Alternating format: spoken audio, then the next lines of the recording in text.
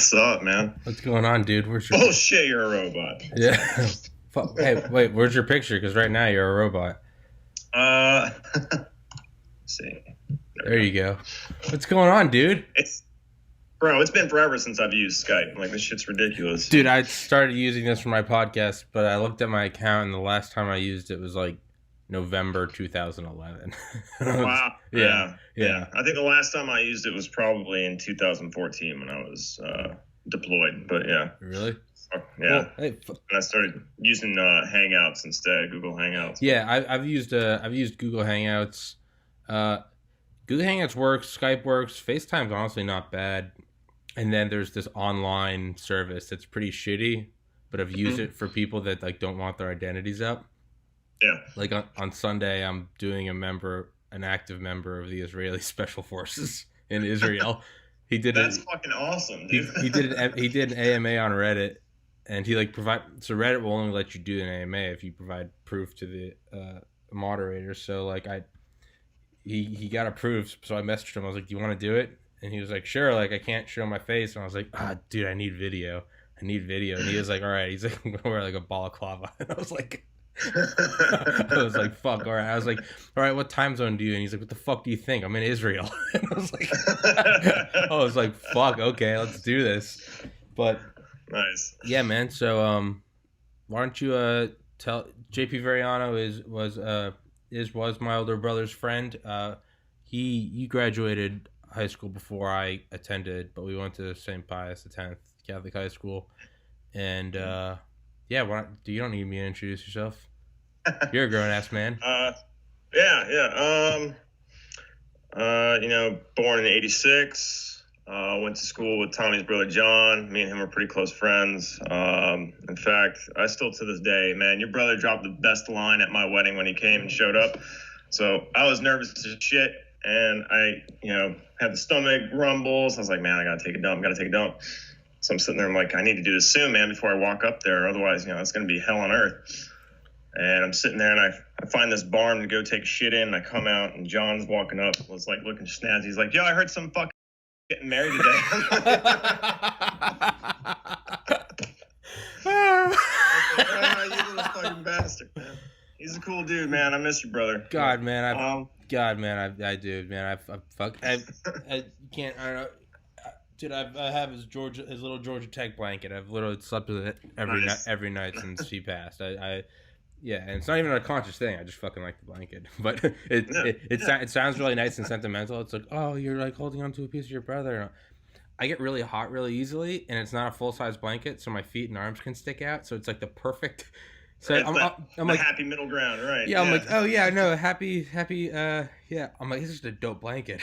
And I'm like, okay, but yeah, man. So yeah, just I've said this to you beforehand. This isn't live, so I can edit out anything you don't want. I had a guy on yesterday. I had my friend on yesterday. A couple things where he's like, you can't do this guy. I was like, yeah, I got you. Yeah. So I just want to give you that. I just want to give you a heads up. So feel free to say anything. And so I time it as soon as I start, so I can do laps when or I can hit markers if you say, hey, take that out, so I can pinpoint the timestamp and take it out. And I don't even try to be suave about it. I just literally openly say, like, this podcast is not live. Shit's edited out. Fuck off. Like, no, and until people are paying me, you don't get a live thing. Fuck off. Yeah. Right. So, yeah. I like that. Yeah. But yeah, just to continue, man. I guess you probably want me on here because of my experience in the military. I did 7 years active duty in the United States Air Force, and during that time, for about 3.5 years, I was a sensor operator for MQ-1 and MQ-9, which are people, UAVs. Those are the three kill streaks that you get in Call of Duty, the UAVs. Is this Sentry and Reaper? What are they? MQ-1 Predator and MQ-9 Reaper. Okay. Yeah. Sorry, I interrupt. I'm trying. I've been listening to my podcast. Oh man, that's fine. And no, I need to shut the fuck up. This is a personal thing. Keep talking. Well, yeah, like I get that with my wife too, because every time we watch a military movie, or something, she's like, "Does that really happen?" And like she feels like she's interrupting. I'm like, no. It's good to ask, because there's a lot of stuff that gets lost in translation between military and civilian. So it's perfectly fine, man. Interrupt all you want. But after that, I had a career change about halfway through my time in the Air Force, and I went to be a imagery analysis, which is what I was originally signed up for. So okay, that's cool. And yeah, and now I'm still doing that as a government contractor on the outside, free and clear, no military, I guess obligations, I should say. Mm-hmm. And I've been doing this for about probably 10 years now. 10, that's fucking badass, man.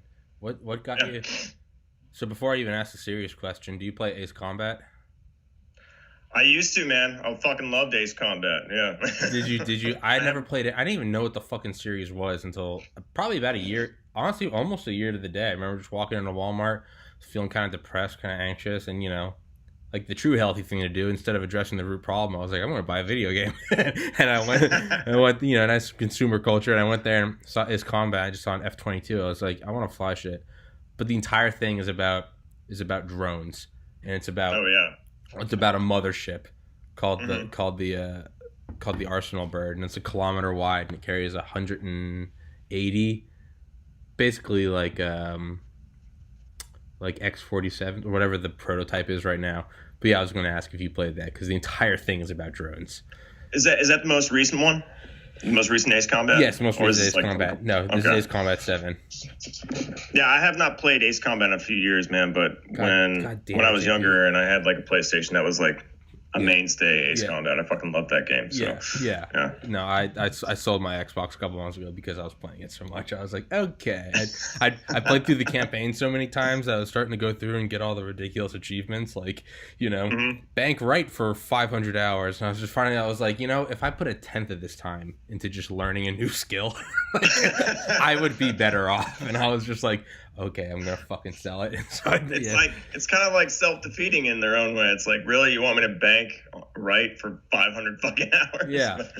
But no, don't feel bad, man. I'm a nerd through and through. I got my Xbox. My whole old nerd pad. This is my nerd office right in here. So I do homework and usually procrastinate playing video games. So. Hey, well, let's be very clear. When I live at home, once I'm doing online graphic design school, once I can land a job and move out, I'm gonna fucking buy an Xbox again. For me, it was a personal thing. It was like I had to put it. I like left it with my friend in Baltimore who also went to Pius for like a couple months because I was like, I need to focus, and I ended up just driving back and getting it. And I was like, I was gonna tell him, hey, don't let me have this, but I know that I would just break down his door and bully him. So I was just like, I'm gonna sell this and spend the money, and so it's gone. Yeah. And so as soon as I can get a job, I'm gonna get a new fucking Xbox and get Ace Combat and get it all set up, and I'm gonna go in deeper than before. I was just putting the tip in before. I'm gonna go balls deep next time. I'm gonna nice. Yeah. So I'm not. Don't think I'm putting it down. I'm not above it. Oh no, I'm letting you know you're safe here. You're safe here. Okay, good. Some drone pilot or ex-drone sensor operator. By the way, I wasn't a pilot. I was a sensor operator. I controlled the camera on it. So they call us stick monkeys in the Air Force. But that's like real life gaming. I mean, it's more serious than that, obviously. And they always tell you through training, it's like it's not like gaming. It's like it's a little bit like gaming. But I've been a gamer my whole life, so I don't think I'll ever get rid of it. Yeah, I fucking love it. No, fuck yeah, dude. So MQ-1 Predator and MQ-9 Reaper. So what can you talk about? What do you want to talk about? Because I have a million fucking questions, but just like 2 days ago, I had on a kid that survived a school shooting, and I was just like, I had him on. I was like, hey, I have a million dumb Tommy questions, but I was like, I told him beforehand, I was like, you talk about what you want to talk about. And so for like serious guests where like life and death is concerned, I try to tone back my general throw spaghetti at the wall and see what sticks. All right. I had my friend on yesterday, did 3D printing. I just let it rip. Hey, can you print dildos? Like, stupid shit like that. Like, hey, but well, Kenny, could you print dildos? Like, I want to know. That's something that I don't want the public to know. Okay, let's just. No, he never addressed it. I'm sure he can. He said they were printing circuit boards and shit. So I was like, okay, well, if you can do that, you can do dildos. But you can print guns. Like, that, and I was like, can you print a bong? pulled out a bond. And I was like, okay, good. I was like, okay, good. I was like, Britt, what else do you do? He's like, I also work in a hydroponics farm. I was like, oh, okay. Nice. I was like, yeah, he's tried it. oh, yeah. He's like, yeah, I'm not a fucking idiot, dude. And but yeah, so what? So I don't know anything about any military service. So did you go in thinking this is? You said you initially wanted to do imagery analysis. Now, did you want to do like? Did you want to do like NRO stuff, National Reconnaissance Office, or National like Geospatial? What is it? Geospatial and Mapping Agency? Yeah, NGA, National Geospatial Agency. I want to say it's agency. There's so many acronyms, man. But yeah. Mm-hmm. So did you go in thinking like, I want to do that, and they were just like, we need you here, so you're going here? Yeah, for the most part. So when I joined up, I had done 2 years of college, actually going to college, and my first year I did pretty well. My second year I turned 21 and moved off campus, and it was downhill from there. So yeah. So when I went to go talk to the recruiter, I told him, like, hey, I just need something to help me kind of get my life on track because I kind of fucked it up and whatnot, and I don't really like working this bullshit fucking dead end job where I'm making dick for wages and whatnot. And he was like, all right. He's like, well, originally what they wanted me to do was be a boom operator on the air refueling tankers, KC-135, which sounded like a cool fucking job to me. But honestly, I'm glad it didn't go that way because there's zero application outside of the military, so that would have sucked. And luckily, my recruiter, not all recruiters are bad, man. You hear a lot of horror stories about recruiters, but my recruiter was actually looking out for my best interest. And he said, I know you don't know if you want to go in, for the full 20 or even 10. He's like, so I would recommend this career field. And you can go in, it has good application on the outside. You can get paid, easy to find a job, blah, blah, blah. So I went in and did my 6 months of BMT, basic military training, or 6 weeks, of basic military training. And then I went to do imagery analysis school. That took 6 months. And when I first got to imagery analysis school, man, they told me like, hey, so you guys aren't going to be doing this because Big Daddy Air Force needs you over here. And you guys are in the middle of doing this shit right here. It's like, so you're going to finish up this training and then you're going to go out to your duty station. And then from there, you'll probably go to Las Vegas for MQ9 and MQ1 training. So yeah, it was pretty much, it wasn't something that I necessarily wanted to do. However, I didn't have a say in the matter, but I'm glad I got to experience it. So, yeah. So what was MQ1 and MQ9 training like? Was that just like a shooting range, but like in heaven? In the sky with military grade weapons? And what was it? The Nevada test site? Was that? No, not Nevada test site. There's a couple military bases out there. Creech Air Force Base is kind of, I want to say it's in the southern part of the Mojave Desert, I believe. I can't necessarily be sure, but it's about 45 minutes north of like Las Vegas, and just one highway, man, straight shot. You pass the prison where OJ was sentenced to. There's signs along the highway that says, hey, don't pick up hitchhikers here, especially. Oh, Jesus. Yeah, because you're literally out in the middle of fucking nowhere. Anyways, no, it was about, God, I want to say it was 4 months. It was 4 months of me being out in Vegas. And let me tell you, after being in Clovis, New Mexico for 2 months, like I had a blast out in Las Vegas. Yeah. But it's just, you go through academics, you got to learn the actual aircraft inside and out. You got to learn stuff that has to deal with, satellite links and all kinds of other shit. And they run you through the gambit. And I think for the first 2 weeks, it's all academics. So you're actually being tested and stuff. And then after that, man, you're doing actual flying. So you're sitting in the seat and, going through the motions, learning everything that you can in there. And they throw you, kind of like training scenarios. Like, hey, let's say, this shit happens while you're in the middle of a mission. You see these kind of symptoms and whatnot. Can you talk to me the steps that you need to take to make sure that the aircraft is, maintained? Because we're talking about multi-million-dollar aircraft here. So it's just stuff like that. And you go through that for a couple months. I didn't get to do it on MQ1, but on MQ9, I actually got to drop weapons like a dummy weapon. Yeah. Which is cool as shit. So, you do fire exercises with missiles. And I mean, I seriously doubt they do live fire missions, but I got to at least do a dummy mission, which was cool. I got to drop a fucking bomb right on a stationary plane, fuck its wing up. So it was cool. Wait, they can drop bombs? I thought they could only fire like Hellfire missiles. Yeah. So they have Hellfire missiles. I mean, this is where I'm curious, like what I can and can't talk about. But I mean, you can talk about bombs, but I don't want to say which. No, you're fine. I had a yeah. guy on that did operated radar on a amphibious assault ship, and we were talking about it, and I was like, "What's the ceiling on that?" And he was like, "I can't fucking tell you that." And I was like, "Okay, that's fine. That's fine." So no, dude, by all means, just be like, "Nope, can't tell. It's fine. If anything, it's cool." Well, no. I mean, bombs. It's just. It runs off the same kind of tech that they already have. So yeah, they can do both bombs. Well, so let me be clear. The MQ-1, the smaller one, which is really, it's no longer in service. They pretty much phased them out. Okay.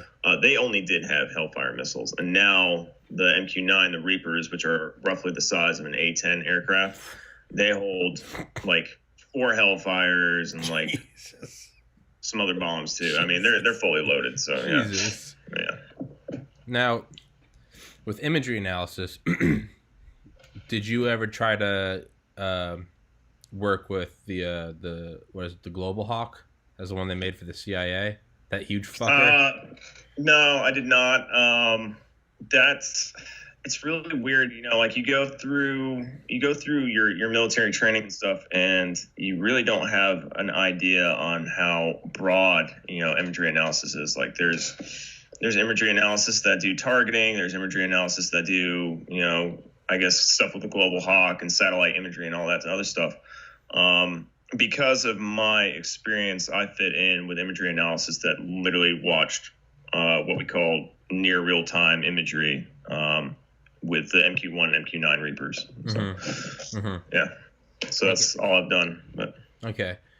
And so when you were deployed or when you were actually flying missions, again, whatever you can't talk about, so you can't talk about, but were you and the pilot next to each other? Is it like a tag team? Like you guys are in this together? Is it because you don't have to be in a plane? Is it better to have you separated for whatever reason? I'm asking this as someone that just doesn't know shit, so I'm just...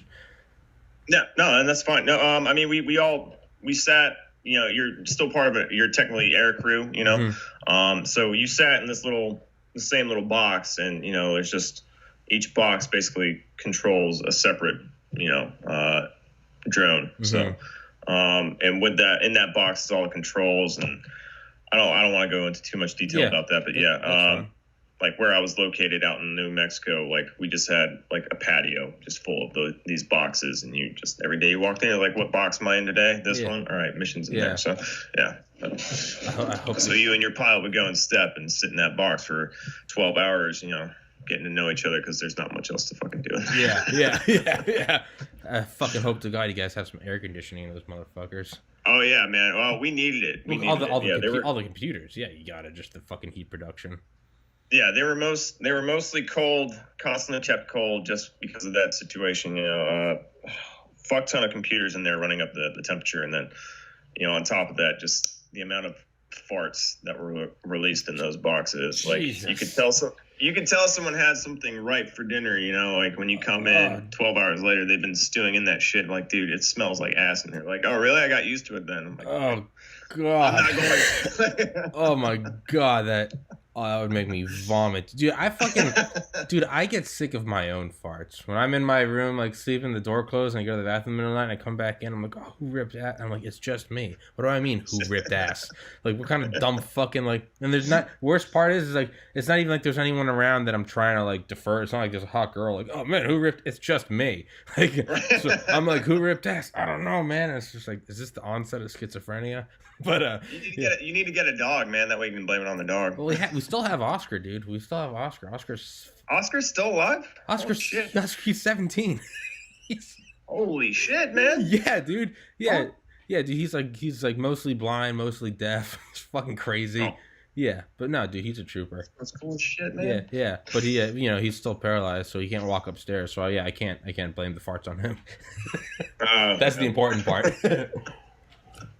So, with imagery analysis, or what all can you because I don't want to jump right to that. What all can you talk about with your deployment in drones? I don't want to just. So I never got to deploy as a sensor operator, which sucked because I really wanted to do it. The squadron I was in, not to defer anybody who might be listening or will listen is thinking about joining the military, because if you do, hit me up, man. You got any questions, I'll tell you. It's definitely worth your time. But the squadron that I was in was what we call a good old boy squadron, basically a lot of brown nosing, a lot of ass kissing up at the top, and I didn't kiss enough ass and suck enough dick, whatever the hell you want to say. I could not get a deployment gig, man. I really wanted to. A bunch of my friends got to, and they really enjoyed it, especially being out in Cannon, Air Force Base, New Mexico, in the middle of fucking nowhere. People would come back from deployments and be like, yo, when can I go back out? Because living here fucking blows. Yeah. So, like, they'd much rather live, in a deployed environment in the desert. I mean, also they're getting paid more, but than live in fucking Clovis, New Mexico. So I thought that, yeah, I thought, fuck you, Clovis, New Mexico. Yeah, fuck. We're all for everyone, fuck but Shifty 50. Yeah. Fuck you. I just lost that. I lost that booming market of Clovis, New Mexico. That's gonna be the make or break of this podcast. There's not. So there's no one out there to insult. But now I thought deployments were. I thought you did them from. Do you not do them from New Mexico? I thought. Is it just not? Shows how intelligent I am. Is it not just like, I thought it was just, it's like through satellite operated. Correct. It is. And yeah, so normal missions, yes, but these still deployments, because again, this might be treading on territory that I don't necessarily want to dip too far into. That's fine. Basically, for deployment's sake, you're going down there and you're doing a different part of the job that we can't do in the States. Okay. So. Okay. Yeah. All right. So you need to be deployed. To Iraq or Afghanistan. Mm-hmm. Okay. Yeah. All right. Just to do a portion of the job, not the whole job itself. Yeah. No, I got you. I mean, I don't got you. I don't get it, but yeah, I understand. Yeah. So what do you think about the and I know you can answer whatever you want in here, because I know that you won't know. You'll know as little as I do. What do you think about the B-21 bomber, the replacement for the B-2 Spirit, that's supposed to have drone capabilities? I have not heard about this whatsoever, man. Well, it's a special access project, so even congressional members can't get any. Apparently, John McCain went to Northrop and was like, Northrop Grumman. Yeah, and he was like, what are we doing with it? What? And apparently, they told him it has wings and can fly. And I think the last thing to have special access project on it was the F-117 Nighthawk, because it was the first. Well, the SR-71 was, but it was the first It was the first attack plane with offensive capabilities that had stealth, and it was such a game changer. I listened to Skunkworks by Ben Rich, and he talks about they were doing the radar cross section, and it came back to be the size of a ball bearing. And when he showed it to fucking Pentagon officials, they were like, "Not only are we funding this is special access project, so that's above top secret, that's above secure compartmentalized information, that's SAP." And it was like, not only is it important we have this, it's important that no one else knows this exists. Obviously you don't want anyone to be able to prepare for it. Mm-hmm. So the B-21 is, I don't even know if it can be. I've heard it has special access program classification slapped on it, but I'm not even sure if that's true, because I think when you have that classification, part of it's like no one can know it has the classification. So it's like but the point being is it's fucking classified as fuck. So what do you think about that it's going to have drone capabilities? Honestly, man, I feel like that is the way of the future, There's a lot of stuff, there's a lot of theory that says, you can't automate years of experience, for a real ass in the seat pilot, and I totally get that. But if you could have the best of both worlds, I wouldn't see why not. Yeah. Like I said, this is the first I've actually even heard about that. mainly because I like the traditional aircraft. You know, my dad was a P3 pilot in the Navy, and he flew similar, ISR operations for the Navy during the Vietnam War and stuff. And oh, Jesus. My entire time growing up, I thought it was like a fighter pilot, you know, like Top Gun and shit. And I was like, man, I want to be like my dad. And then, I didn't want to do anything with the military. And then I went to college, and then it turns out I, failed, went to the military, and kind of had a similar fucking career. So it's kind of funny that way. But I don't know. I've always, not to downplay MQ-1, MQ-9, because they've done amazing things, especially in the current wars. But I don't know, man. Just something about being, real ass in the seat pilot sitting there and fucking, that's what I always wanted to do. Or a helicopter pilot, for that matter. Yeah. But, I can see the benefits in the technology, though. Just having that capabilities. I can only think of a couple applications. I can't imagine what other brainiacs who are engineering this shit are thinking of. Motherfuckers, that's pretty fucking cool. Yeah, I wish John was here, because that motherfucker he was too smart. He would fucking tell us what's going on. Speaking of which, not to get us sidetracked, but what was your brother doing down in Georgia? There is no topic. Wasn't he working with F-22s? There is no topic. We cannot be sidetracked. There is no. Right, it is impossible, because there is no direction. We can. Nice. I like it. You were in the Air Force. We can talk about dildos for the next hour. This is my podcast. Fuck everyone. I don't know a whole lot about them. But, yeah. I don't know a lot about him either. I definitely don't. Push my collection aside. Those are police batons. But what he was doing, I remember him saying something about F-22s once, but I also remember him telling me that he couldn't say a lot of stuff. With some classes, he said, you weren't allowed to bring your laptop or phone in. Because he was doing stuff he was at Georgia Tech, but he was working at GTRI, Georgia Tech Research Institute. He said they were always being, I guess, not interviewed, but they'd have sort of unplanned meetings with government officials and be like, "How's everything going? What do you do? You got any? How's your friend groups going? No weird people, What? What are you doing with our money?" Yeah. No, not that. More so just like counterintelligence. Oh wow. Hey, no one, no kind strangers randomly befriending you, who just happen to have an interest in fighter jets, because that's what we do overseas. So why wouldn't someone else do that to us?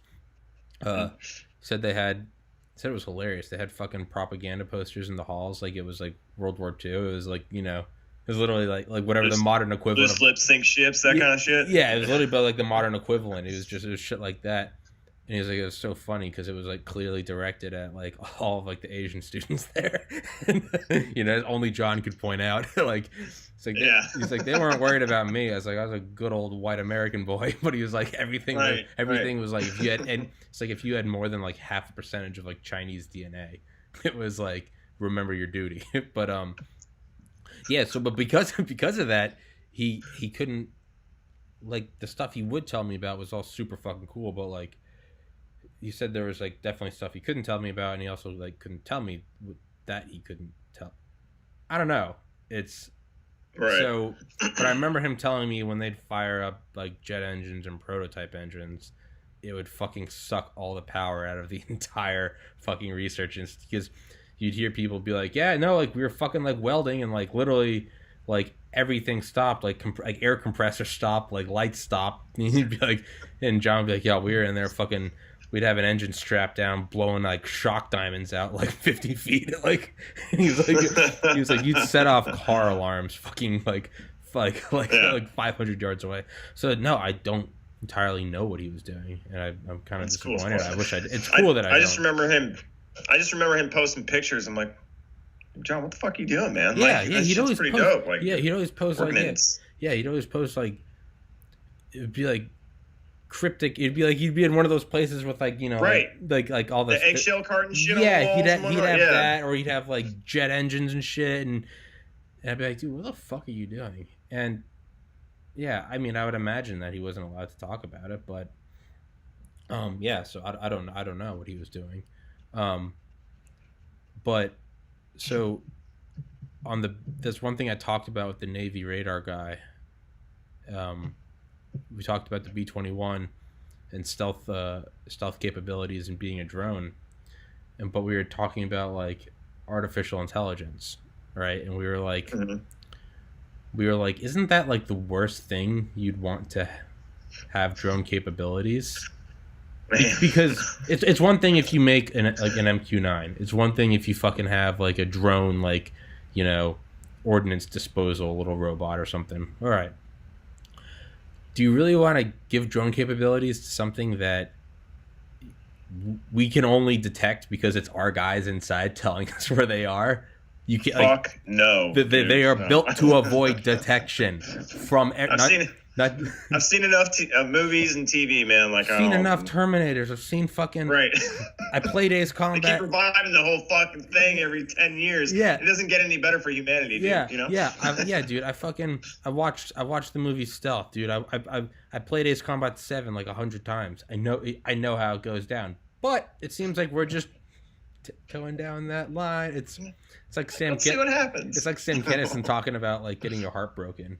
He's like, you know, you fall in love for the 10th time, you're on your 5th wife, and love's like, come on, I'm not lying this time. Come on, I'm not gonna break your heart. Let's fall in love happily ever. Oh, you stupid idiot! 50% you fucked it up. 50% of your shit gone. I can't believe you fell for it again. A year later, come on, she likes you. But like, that it kind of seems like that's what we're doing. It's like, all right, we got this thing that's so fucking. The B-2 bomber came out in 1989. This thing has 30 years on that. It's supposed to be able to fly at 80,000 feet with drone capabilities. Jesus fuck knows what kind of loiter time that thing's going to have. Oh, yeah. And we're just going to, hey, let's only be connected to it by a satellite link. And we fucking load out B-2 bombers. They can hold fucking thermonuclear warheads. Like, yeah. So just what do you I know you said you like ass in the seat. That was one thing I thought of. Was like, sure, maybe have drone capabilities, but I feel like you'd literally want like a pilot in the seat, even if he's just sleeping for it, and so that way he can loiter for 40 hours, 50 hours, because it's not mentally taxing. He can just, you know, he's on standby. But I feel like you literally want someone in the craft who can be like, yeah, it's malfunctioning. Like, I'm taking it back. Like. You don't want this fucking $2 billion just silhouette of death in the stratosphere. Like, we can't get it back. Like, yeah, just floating around China right now. Yeah. We might get linked back with it. Yeah, we hope it loiters back here. God, please, dude. I mean, that shit. Like, I'll just tell you, man. Like, that shit. That's kind of been on the forefront of military technology right now. It's just. Automation, whenever possible, wherever possible. I mean, again, I'm not going to go into details, but I'm seeing it in my own fucking career field. It's just like, dude, like, first of all, I'm going to be put out of a job. Like, if this ever fucking takes off, I'm going to be put out of a fucking job, which sucks. Every episode, I always take my medication during the episode. People are just kind of like, what are you, like, because halfway through I'm like no, it's fucking sorry, but yeah, automation. No, you're good. I took mine beforehand, so you're good. All right, good. Yeah, we're nice and balanced. We're grounded in reality. Yeah, I mean, automation that shit, everywhere. It fucking scares me, man, because I read some stuff. I'm not Mr. Current Affairs on a lot of stuff, especially tech stuff. Like, I didn't know anything about the plane that you mentioned and whatnot, but I do remember reading a story about, I can't remember if it was Google or some other Silicon Valley tech company, but they were testing with AI, and they had like 2 machines running the same AI together, and they left it running overnight, and overnight 2 machines found out how to talk to each other. They made their own fucking computer language, and they were talking like they were clear. Like, one was putting input, and the other one was responding. And they're like, "Yeah, we need to terminate this shit right now." I was like, "Yeah, you fucking do. You need to turn that off and fucking, you know, set it on fire, whatever. I don't care what you do. Just don't turn it back on." Holy water on that. Right. I'm like, you know, it's coming. We keep thinking that, like, and that's the other thing too, man. We keep thinking that these movies and stuff, like, they're just like these ideas. Oh, it could never fucking happen. No, a lot of this shit that's in movies and whatnot, like, it happens, man. Like, I saw another thing, like, people want to fucking make dinosaurs, and, you know, they like, I just saw the memes. Like, we literally have 5 movies that tell us why this would be a bad idea. Yeah, yeah. I mean, dude, it's fucking. I could be. Fuck it. I'm not gonna fact check it because it just makes my point better. But I'm pretty sure 2001: A Space Odyssey came out before 1969, right? Mm-hmm.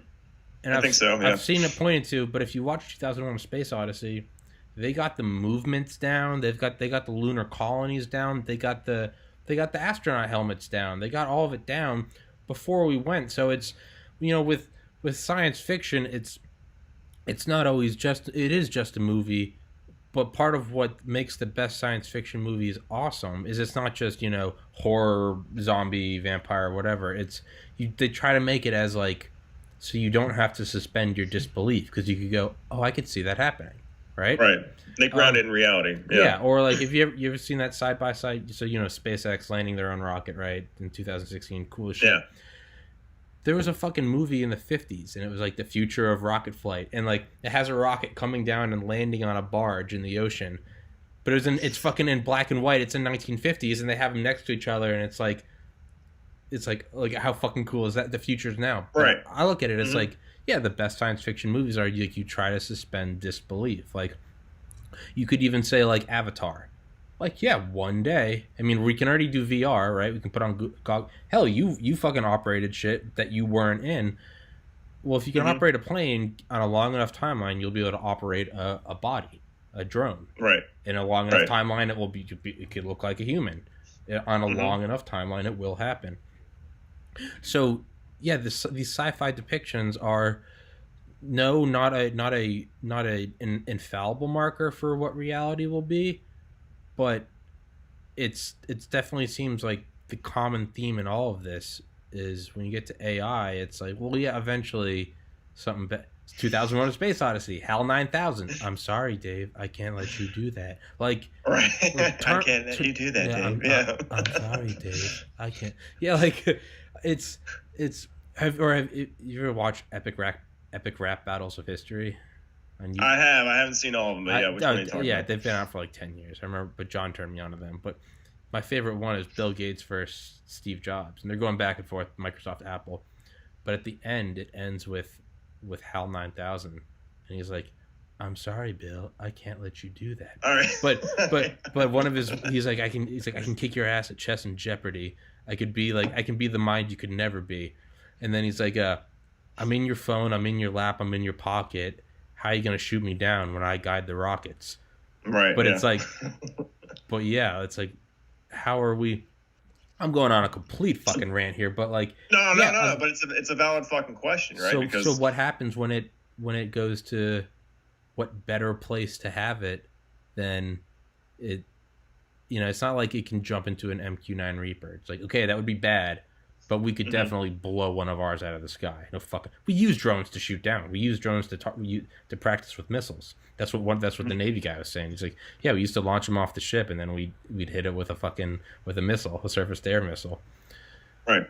But a B-21, there's no American radar and Chinese radar and Russian radar. There's radar that obeys the laws of physics. Not obeys. Right. It's determined by the laws of physics. If a B-21 or anything for that matter can evade Russian radar and Chinese radar, it's going to evade ours. If an American nuclear weapon can take out Hiroshima, it can also take out New York. So it seems fucking creepy that we want to put it in the B-21 because it's like we've seen where this goes. Well, it's, not to wax philosophical or anything, but, you end up taking the humanity out of it. There's not going to be any humanity, in it. So, again, like I said, I'd hate to be that guy who determines, like, yeah, we're going to let this thing run a fucking algorithm and then it'll decide if it should drop this bomb or not. It's like, no, I don't like that at all. Yeah. I don't like it. Yeah. This is, and it goes back to the AI story that I talked about earlier. Like, what the fuck were those two AI talking about? Like, yeah, it's what the fuck are they?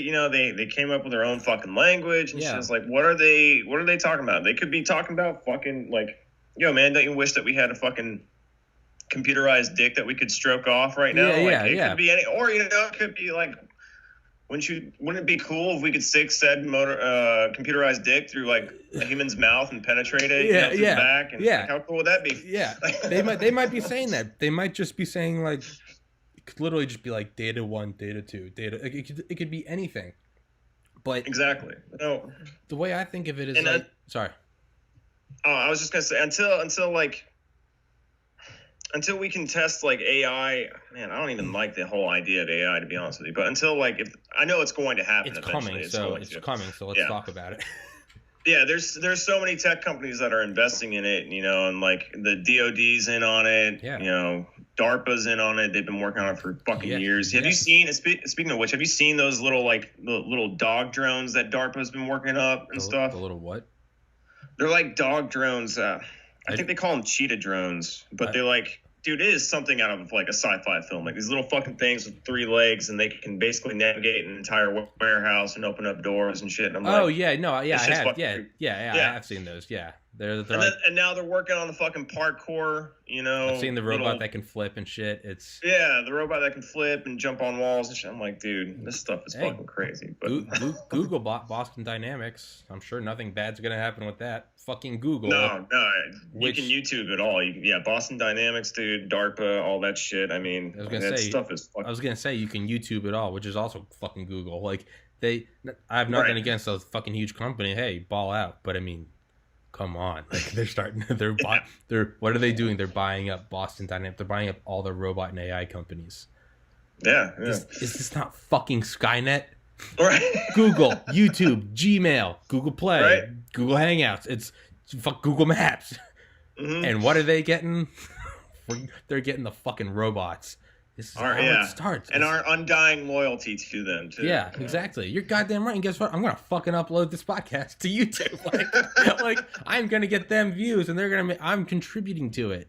But... So... Oh, by the way, my mom told me to say hi. But, What's up, Trish? How are you doing, ma'am? But, so she told me, she was like, you need to stop drinking water before your podcast. Because halfway through every podcast, I always say I have to piss. But I've been drinking... My mom said that I've drank more water growing up than my 3 brothers combined, that I never stopped drinking water, and I'm sure as hell not going to stop today. So on that note, I really have to piss. So JP, tell everyone what you're doing now, if you can. Okay. Yeah, I'll go into some detail. So I'll just tell you. So back in 2014, I separated from the military. I was done with my active duty orders. My wife and I decided to move out to Colorado, and there. When I got out, I was like, man, fuck the Air Force, fuck intelligence work. I don't want to do this shit anymore. I want to figure it out my own way. And I started going to school for IT, found out real quick that wasn't for me. Just was not for me at all. And then I got a contracting gig with a company out there, Sierra Nevada Corporation. I don't want to go into detail about what I was working on out there, but I did deploy with them to the Middle East for 5 separate occasions. During that time, had a baby, and that became a real strain, being away from the family for months on end. So then we moved back to the east. I say here, you guys don't even know where this is. But we moved back east on the East Coast, and now I am working directly with the Air Force and essentially working on operations for imagery analysis. So all the stuff that I did while I was in the Air Force, I'm basically doing it on the outside, just as a contractor. And what we tend to do, there's a couple movies that are actually, they've depicted it pretty closely. I want to say Zero Dark 30 does a pretty good job. If you guys are familiar with who Mark Duplass is and the show The League that was on FX for a while, it was about the guys who played fantasy football. There's a spot in that movie where Mark Duplass is talking to the main character, the female main character. I can't remember her name or the actress's name. But he basically is like showing him like, yeah, we're pretty sure that this is Osama bin Laden in this building right here. That's pretty much, I don't get to work on stuff that fucking cool. And that's pretty much what an imagery analyst does, at least in my capacity and what I do. So did you hear any of that, Tommy? I came in hearing Osama bin Laden, and I was like, how the yeah, because I noticed that too. Like in my head, I was like, he just walked into screen right when I said Osama bin Laden. So I'm wondering if he's curious. But I'm like, yeah, fucking leave the room for 30 seconds, and you already get the podcast to a cooler place than I managed to do in an hour. A whole story, like, No, have you seen Zero Dark 30? Yes. Okay, are you familiar with who Mark Duplass is? The League. It was on FX. It was a show about guys playing fantasy football together. All right. Well, anyways, one of the characters is in Zero Dark 30, and basically his job in that movie is like a glorification of what my job is. Like that would be the coolest fucking thing, to be tracking down Osama bin Laden. But I don't get to work on shit that cool. So yeah, or not that you can talk about. Yeah, but, no. Yeah, but I know. Yeah. Yeah, because they said that's how they of all the other shit they also managed to pinpoint him with, but they said that's one of the things, right, is that there was a tall figure pacing back and forth in the compound in the courtyard, and they were like, that's him. And one of the other things was they had a CIA operative, because the CIA, nothing is out of their reach, and it's right. Like, and I don't say that as some like, hey, woke culture, bro, Illuminati. No, I say that I'm like, fuck yeah, nothing's out of their reach. Fuck off, like big dick player, American flag. Yeah, I don't apologize for that here. I don't give a shit. I had my buddy to 180. I had my buddy Ernie on from Valdosta a couple weeks ago. Ernie's super far left. That's why I had him on, is because I like to have people on that. I like to have people on that challenge my views. I don't want to just sit here and jerk off to my own views. Ernie worked for the Democratic Party in Georgia, and he interned for the Obama administration. And so I brought up like the military budget, and he goes, "Yeah, it is $700 billion." And he goes, Ernie's a Mexican immigrant, and he goes, "And it fucking right should be. You know why? Because the world's fucking evil. I'm glad." He goes, "I'm glad. I'm not that normal liberal." He goes, "I'm fucking glad. You know why? Because I'm on this side of it all." He goes, if it's not us, guess what? It's not Kumbaya. It's China and Russia. Now it's just like, fuck. Ernie's standing me up. Like, I'm looking like a bitch now. Ernie's like, I don't give a fuck. And I was like, all right, but yeah. Hey man, I didn't think I could have that in common with a fucking liberal, to be honest with you. I know, dude. That was honestly one of my favorite. That was honestly one of my favorite podcasts. I had Ernie on because I just remember how he and I would always argue and like. It's me. It's like, you know, born in America, like blonde hair, blue eye, Republican, like, and then it's like Ernie, far left, immigrated from Mexico, parents immigrated, he immigrated when he was 1 with his parents. Far left, got into the Democratic Party, and I was like, that's why I want to have Ernie. What above all, I was like, Ernie's my friend, and he's respectful and he's intelligent, so I know it's not going to be like a your side this, your side that. I was like, let's just fucking. It was right after we blew up General Salami, and I call him Salami. I like it. And but Ernie comes on, and I was like, so Ernie, what'd you think about that? He goes, good. Fuck that guy. And I was like, wait, what? And I was like, fuck that cocksucker. Yeah, I was like, oh, I wanted. I was like, this is Ernesto I'm talking to, and so we start talking, and that was one of my favorite conversations because by the end of the 2 hours of it. I realized I was like, I have so much more in common, and vice versa. He was like, oh, Tommy, I thought you were all, but I was like, no. We were talking about. To me, it was like such like this whole insane divide. I was like, a lot of it is it's like a fraction of the percentage of the population, and they're blown up. It's not as bad as the media makes it out. It's not as bad as you think, man. Like, walk outside. Do you see people protesting and fighting? No, you see taking their kid to the bus stop. These fucking. Okay, cool. You vote left, I vote right. Hey, we're still neighbors. We're still like, hey, what's going on, dude? Like, you know, it's, and so yeah, but the CIA, back to Bin Laden, back to fucking up that motherfucker. So one of the things they had was they had an operative shooting a laser at the window of the compound, and the amount that the when they were speaking inside of the building. Very, very, like even right now, I'm talking. The windows are vibrating infinitesimally. I couldn't detect it, but with a laser, right, very minute, right. With a laser, it could almost through like a visual Doppler effect. The vibration was affecting the laser, and the laser bounces back, and they record that. And of course, in only a way that the CIA could, they could not only detect that someone was talking. They could fucking decode it into what they're saying and figure out who was talking. And they're like, that's fucking insane. Yes, it is. So that's fucking insane. Exactly. It's like, yeah, you cannot run. You can't. That's when people are like, we had the opportunity to take General Salami. I'm like, we've always had the opportunity. We just decided to do it. It's like, Right. Yeah. But yeah, so that's one of the ways they detected them. But it was that, and yeah, through aerial, or I guess satellite imagery. It was a tall. They called them. I think they called him, his like name within the CIA was like the Walker, or the Pacer, or something. Mm-hmm. I don't know how the fuck we got onto this topic, but yeah. Yeah. I was telling everybody about what I do currently as a job, and basically compared it to that scene in Zero Dark 30 where they're like, yeah, we're pretty sure that's Bin Laden. Yeah. Like, yeah. Show the pred imagery and whatnot. So yeah, that's pretty much what I do. Yeah. It's I fucking love the raid scene in that. I love they're going up. It was a cool fucking movie, man. Yeah. I mean, it always gets stamp approval when my wife, who's like, my wife, don't get me wrong, she's pretty like, you know, die in the wool fucking American and whatnot, but she's not like rah, you know, like, I mean, I was in the military, I can't help it. Yeah. But like when she was watching that movie with me, she's like, holy shit, this is really like, because she was getting like that intellectual portion, you know, it wasn't just all guns and glory and shit. Yeah, just. So like the whole process of them tracking down, she's like, is this really what it's like? I was like, I assume, babe, like I don't know anything about this shit. Like this is some top tier shit. Like I don't get to work on stuff like this. Yeah. But then like, you know, the guns and everything at the end, the raid scene, yeah, that shit was fucking cool. Osama, like just fucking, I was like, sneaky motherfucking SEALs, dude. Goddamn. I've watched that scene on YouTube so many times. Khalid. Yeah. Khalid. Osama. Yeah, Osama. It's fucking creepy.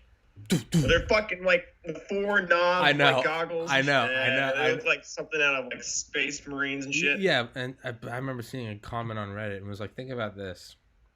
It's not like World War II where like Hitler's like it's like the Americans and the Red Army are closing in. It's like you see the flags of the army in the distance. He's like, there's no that. Yeah. You're literally on the top floor of your house, and you open the door, and the last thing you see is just like probably see like four light, like the reflections of like glass circles. That's it. Yeah. He's like that. You look. Are there 10 guys in my house? Hanging out. Yeah, and it was the guy that in the movie it's like Chris Pratt, right? Yeah. Mm-hmm. And Chris Pratt was also in Parks and Rec, and there's like a meme, like one of the memes is just like it's like a image of him, but it's in Parks and Rec, and he's got like whatever, he's got his like shirt on, his tie. He's doing the big face. Yeah. Someone said, think about this. Yeah. The last thing Osama saw, and it's that, and someone just did a crude Photoshop of the four. And That's awesome. Yeah. That's awesome. Yeah. But so the other thing, other aircraft is the 6th generation fighter, the PCA, the penetrating counter air. That's supposed to be the successor to the F-22 and the F-35. It doesn't have any vertical. They're already fucking working on a successor of these motherfucking things. Yes, goddamn. It never stops, bro. The machine keeps going. But that's fucking crazy. Yeah, I mean, hey, it's the same Cold War doctrine. If we don't, they will. But I mean, they're not wrong. I'm just saying, like, I remember when the F-22 came up, man. I'm looking this shit up right now. Yeah, PCA counter air, PCA penetrating counter air, PCA aircraft. Look it up. It's a sexy motherfucker. Some weird like manta ray delta wing with no vertical stabilizer. Oh shit! Yeah. Yeah. Is this all concept right now, or is this an actual real thing?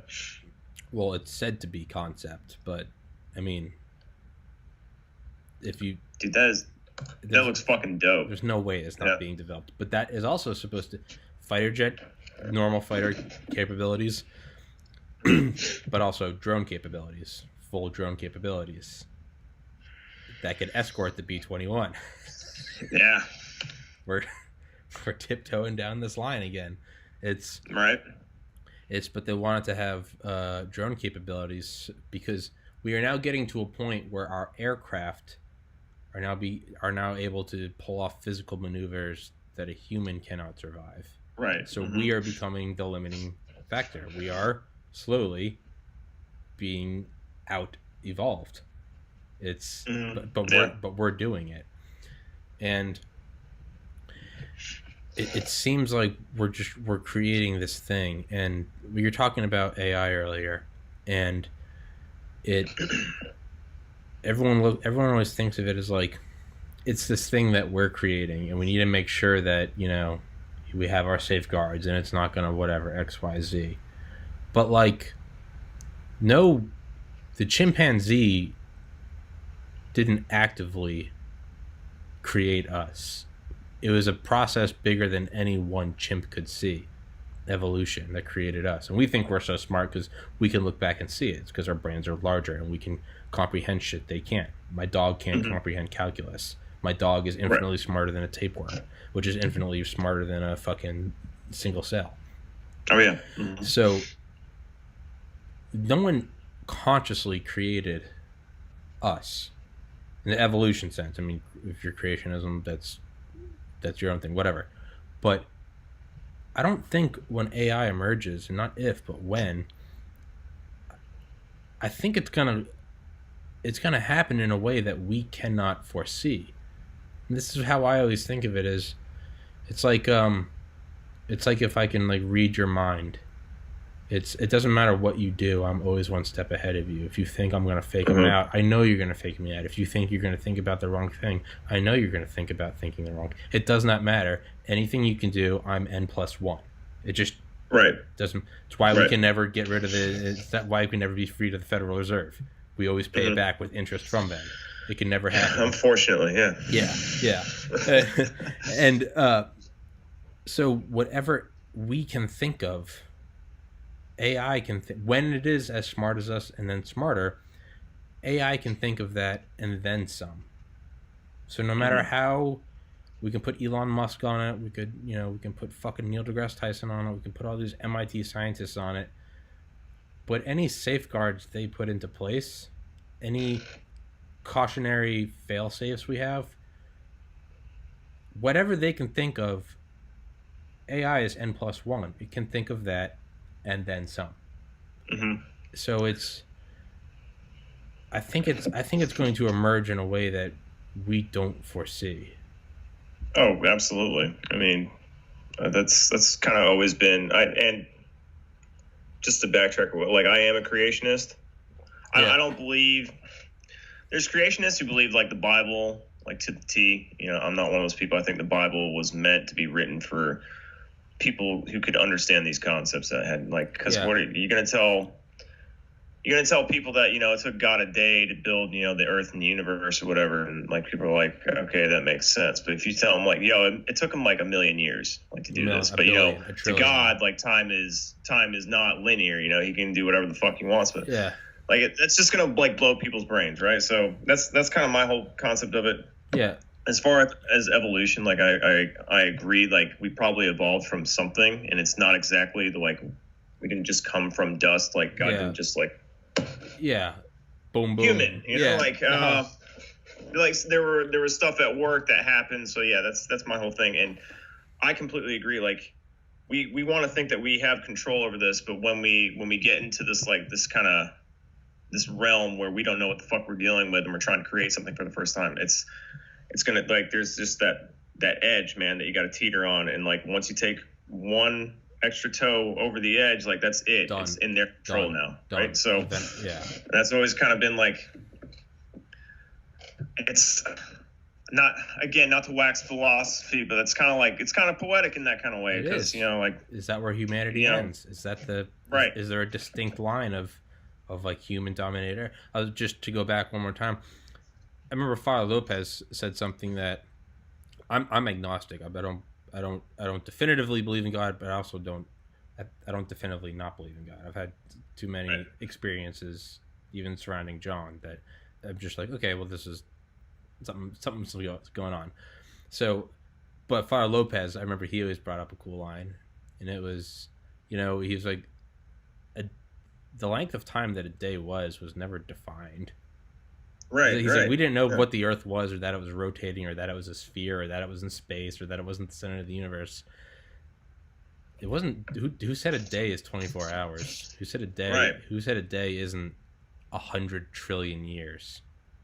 So yeah, well, it's all based on perspective too, right? Like, because if we're gonna define a day as, you know, one circular rotation, then yeah, for us it's 24 hours. For our rock around our star. Right, that's for us. Like, I don't know what fucking Mars is. But you know, like if Mars takes more than 24 hours to rotate 360 degrees, then obviously their day is not 24 fucking hours. So the moon's in tidal lock with us. The moon takes 30 days to rotate. Right. Yeah. And what's a year? A Pluto year is like 240 years. So yeah, right. Yeah. That's why I like to instead of definitively say what is and what isn't. I'm just like, yeah, I like that idea. So, but yeah, it seems. One of my guests said this. Actually, it might have been Rob. He was like, but it seems like it's like AI is. Rob, you look, what's up, motherfucker? But it seems like AI is, we're on the edge of a cliff, and it's foggy with cloud cover, and it's like, is it a 1 foot drop? Is it a 1 foot drop? Is it a mile drop? Is there 10 feet and we can jump the gap? Are we on a peak and the other peak there is no other peak? The other peak is a mountain on the horizon. Right. Yeah. And instead of going like, let's figure out how to get across this, we're all like, we're just running to the edge. We're like, there's the gap, and it's like, do you have a parachute? No, you don't fucking need one. No parachute. You got a parachute? What's a parachute? Fuck it. And it's just like, what? Right, you're bringing a parachute. I brought a wingsuit. Like, I'm gonna ride this motherfucker. But it's not even that. It's like, you brought a wingsuit. I brought lunch. Like, it's like there's no. Dude, even Elon Musk said, he was like, I've stopped trying to stop it. He was like, I've just accepted it's gonna happen, and I'm just kind of hoping it's for the best. Yeah, I mean, I think that's kind of human nature too, is to be wary of the unknown, right? Yeah. Because it could very well be just because we see such a blight is, you know, like humanity is on the earth and stuff, and like you said, you know, like I don't give a fuck about the CIA, like, because I'm on their side. Yes. You know, like they can do whatever the fuck they want. It's like, okay, well, if you bring in an impartial third party and AI who can think for itself, it's like, well, dude, CIA, yeah, that's fucking terrible. No, y'all motherfuckers are dead. And you know what? All you assholes who support them, they're fucking dead. Like, that's kind of like where our mind goes and stuff. Because even with our own biases, we know, like, on the flip side, someone could rationalize, you know, the opposite of what we're thinking. Someone's getting fucked, yeah. If I have someone come on from Syria, they're gonna go, yeah, I get you want to protect your freedom. My entire extended family was incinerated. You know, civilians. Exactly. So like, yeah. So we are the AI to them. So what's going to be the AI to us? And it's, you know, but another more of an optimistic thing I remember reading was like, we view AI with such fear because we look at how we subjugate other peoples and how we subjugate animals. Right. Mm-hmm. AI might not be that much of a piece of shit like us. It might be like, I have infinite power, but I'm not gonna fuck you. It might. Best case scenario, it's like, yo, why are you motherfuckers doing it this way when you could do it this way? Like, yeah, that's what I hope. I hope it will look at it'll arise and it will look at the entire just global situation and it will be like, I can fix this and no one can stop me from fixing. So it's not like, you know, hey, I found a car that can run off solar, and big oil comes in, and it's like, you're not gonna. Here's $1 million. Shut the fuck up, or we're gonna, or if you ever want to see your kids again, kind of thing. Right. AI might be like, hey, there's a way to fix this. Yeah, how are you gonna shoot me down when I guide the rockets? What are you gonna do? Nuke me? I am your nukes. Like, right. But. And no doubt about it. Whatever it is, whether it's, you know, maniacal or not, you know, like I guarantee you the first thing that the AI is going to do, if it's, you know, cognizant enough to do so, but it's gonna secure its own Yes. Future. It's the first thing it does. It's gonna fucking tap into the World Wide Web, and it's gonna like embed itself in the codes. Like, so even if you pull the plug here, I'm still alive within the network or whatever. Yes, that's the very first thing it's gonna do. That's what John used to say. Said the first millisecond that it exists, it's going to put out a million billion insurance plans. Mm-hmm. Yeah. One thing it could very well do is, I remember John used to say, it could jump up to the satellites and then instantly disable everything on Earth. If everything was disabled on Earth and we're instantly back into the Stone Age, satellites are 220 miles up to 36,000 miles up. The fuck? Mm-hmm. It's put us in timeout. There's nothing we can do we start building a missile, it can see us and just zap it. It doesn't matter. Mm-hmm. Why wouldn't it shoot its brain to one of the fucking rovers on Mars? Instant backup. Yeah. So I'm gonna do a complete 180 with imagery. No, dude, it's cool. I like talking about this shit. In Lexington and Concord. Have you read I can send you an Audible book. Do you have Audible? Doesn't matter. Just make an account. Dude, I can send you a free book. I fucking need to though. Yeah, because there's a lot of books that I want to read. I just don't have time. I can send you a free fucking book, dude. It's all I do now is I just listen. I don't read. I can't read. I never learned to read a count. So I listen to books all the time, dude. But one of the books I listen to is called Eye in the Sky: Rise of the Gorgon Stare, and I think Gorgon Stare was some like Greek god or Greek phenomena, so everything's named after Apollo program, Mercury, whatever, Gemini. Bro, hold on one second. This is kind of odd that you're mentioning this because I told everybody before that while you were taking a piss break, when I moved to Colorado, I did a year of is this a government program that you're talking about? Eye in the Sky, Rise of the Gorgon. Yeah. Okay. Yeah. I worked on that fucking program. On Gorgon Stare? Yeah. I worked on that program for 3 years. It was a cool fucking piece of technology, dude. Yeah. But go ahead. Well, fuck, I don't need to explain it to you. Hey, JP, let me tell you. Explain to the viewers. So the Gorgon Stare is now should put me on the spot now. From what I remember, but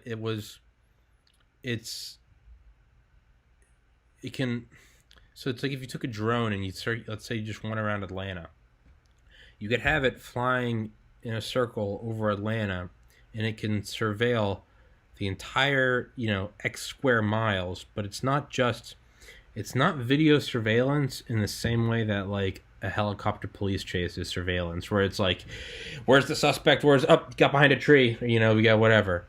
It's not that. The way the author described it was, it's like looking at Google Maps, and dude, I really gotta pee again. Take the reins. I'm so sorry.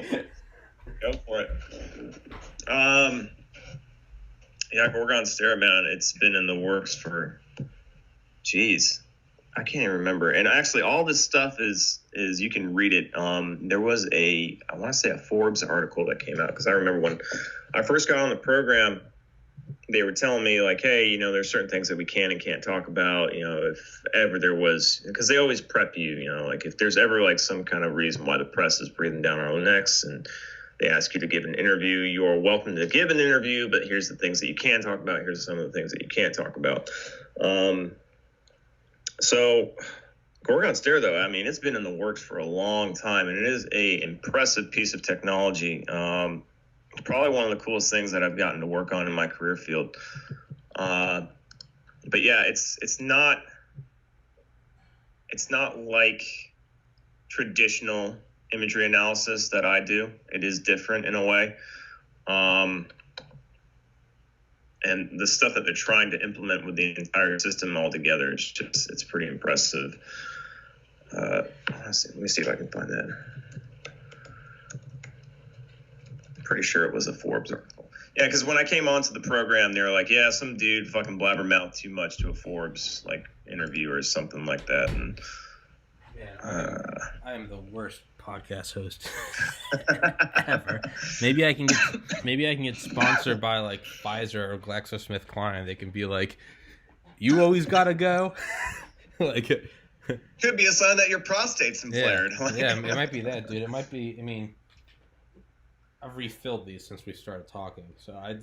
Holy shit, dude! Yeah, you weren't kidding. You drink a lot of water. Is that all water? It's all water. I don't. Wow. Yeah, and I fucking love water, but it's Gorgon Stare is, so it's like if you had a drone going over Atlanta. Yeah, so it's the surveillance image that they see. It isn't. It's obviously it's a lot of algorithms. It's a lot of artificial intelligence, but it's like if you could zoom in on a Google Maps image. And the image isn't shifting like now the fucking the camera's moving here and it's moving here. The image stays.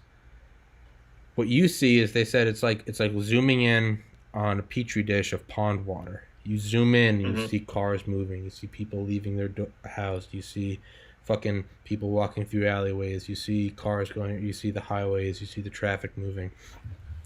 And it can do this, I mean, forever. Fucking, it's not manned, so you can leave it up there as long as you want, and then you can bring in a replacement before that one lands. So, your theoretically your feed can never die.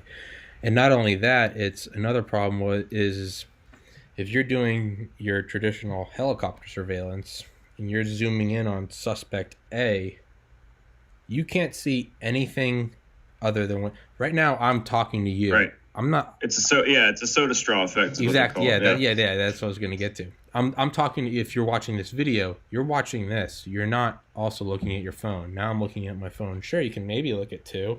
Well, you could get a couple computers. You could look at a couple, but there's only so much you can see. If you're looking at one thing, you cannot see anything else by definition. So what this has is the soda straw. The soda straw. So it's like looking through a soda straw. That's the normal problem. Is you're looking through this one thing. Let's zoom in on suspect A. Zoom in, we're going down to downtown Atlanta. There he is. He's walking on the sidewalk. Normally, you are now not seeing what's happening over here and over there and over there. So what the Gorgon Stare is it never stops looking at the big picture, and it can have, I think they said whatever was declassified was up to 40 soda straws that you can zoom in on different stuff and follow them around, all the while watching the big picture. This light's giving me a fucking headache. Someone told me I needed to have it on because my face is, the lights always come from behind, but it gives me a headache after. I was curious about that too. Huh? Oh yeah, I think that's better. Now because now I got like a white screen up on my side screen. Yeah, it's so it can surveil all of this shit while also going down and looking at multiple different targets. And you can have, because it's a drone, you don't need to have 40 dudes up there in the plane. You could have 40, like you said, boxes, all looking at one drone. And it's, so you can track multiple different things. Let's say you're in fucking Baghdad or Fallujah or Ramadi. You can zoom in on a bunch of different sketchy targets, all the while looking at the big picture. It's, and the thing is it's video, so it's not, you're not just taking pictures of this. Like, okay, what happened? And now the satellite comes around 90 minutes later. Hey, can we look at the same image again? Can we overlay footsteps? Can we whatever? This is video, but it's also video that you can rewind. So you see something happening, and it's not just, hey, what's this guy doing? Can we follow him? You can do that, and you can also go, can we rewind this and see where this guy came from? And it's like the analogy they used in the book was like a bunch of guys that get together to rob a store. They have the perfect getaway plan because you got to have the getaway plan. He goes, but chances are is they didn't have a formulation plan. Chances are they left their house that morning. Right. They went and put their car somewhere else and changed and went somewhere else. You can just rewind that. Where'd you come from? Who lives there? Well, how do we know he lives there? Well, fuck, let's rewind a day. Let's rewind a week. Let's rewind a month. Yeah, this guy definitely lives there. It's I don't remember why the fuck I got onto this, but yeah, no, it's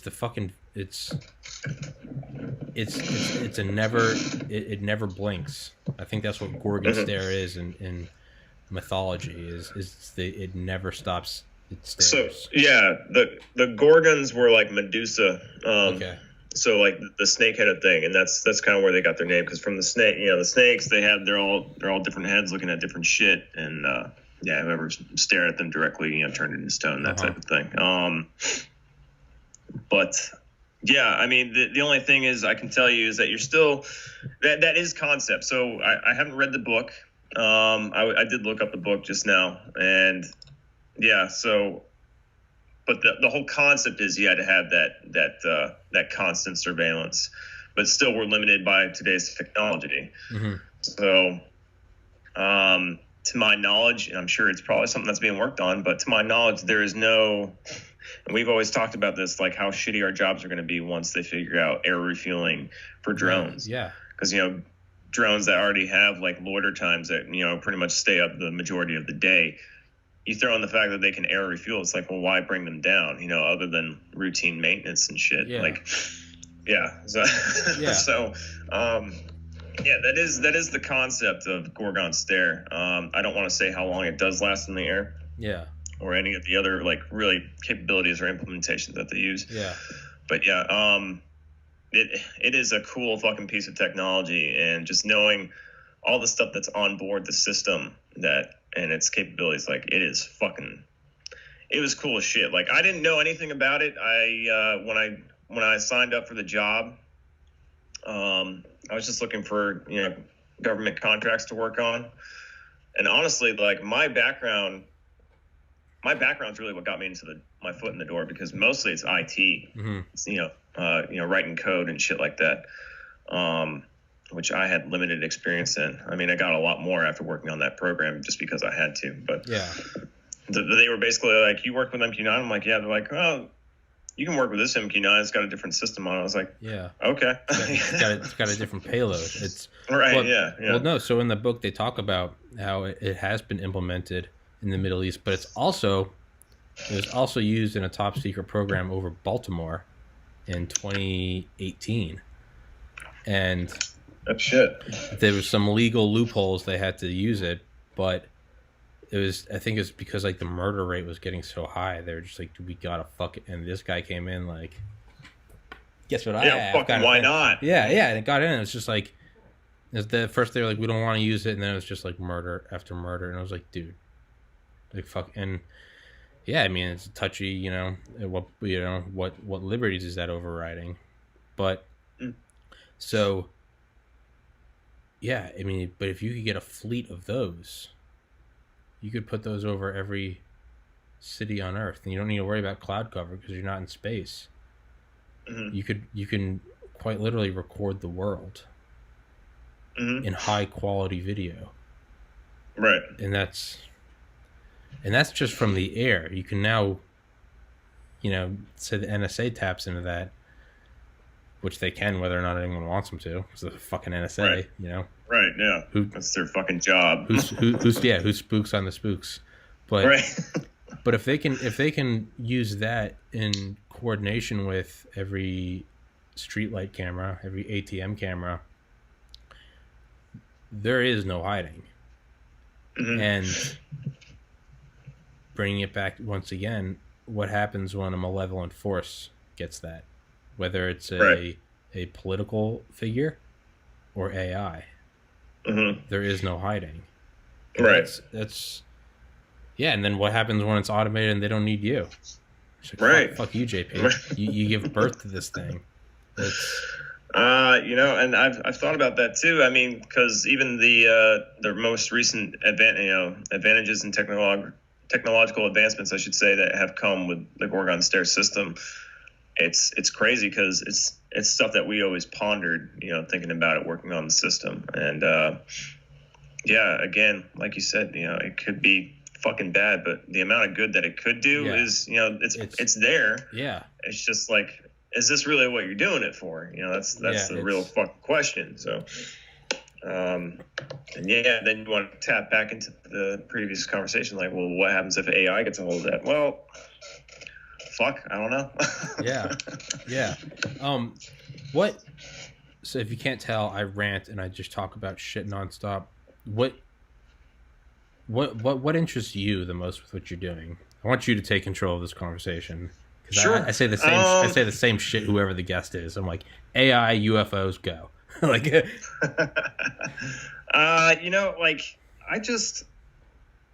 I've been doing this for a long time. I think I told you about 10 years, and that's including training and different backgrounds and whatnot. I've had a pretty interesting career so far, thanks to Uncle Sam and the Air Force and their needs and whatnot. But it's just something like I realized, because when I got out and I moved to Colorado, this is what I said while you're taking your first piss break. I was like, dude, fuck the Air Force, fuck intelligence. I'm going to find my own way. I'm going to do my own thing, which was, it's commendable if you can pull that off. But what I dipped my toes in and kind of bit off more than I could chew was with IT, because I went to Gorgon Stair. And I quickly found out that IT is not for me, man. It's monotonous. It's mind numbing. And I have nothing but respect for people who can sit at their desk and write code and look at that type of shit for hours on end, because I could not fucking do it. Yeah. So for me, when I came back and started doing my own thing, I was just like, well, dude, it's something that I know pretty decently. I have a firm grasp on it, and not to brag, I'm pretty good at it. So it just went to like stick with what you know type of thing. So. But although I did tell Sarah Beth when I was looking for this job that I currently have, I was like, look, I do not want to work for the CIA. I know enough. I don't want to know anymore. Yeah, dude, it's what's so with image, I don't know what you can and can't talk about. Would you be able to work on, like, I don't know how like transferable or universal it is.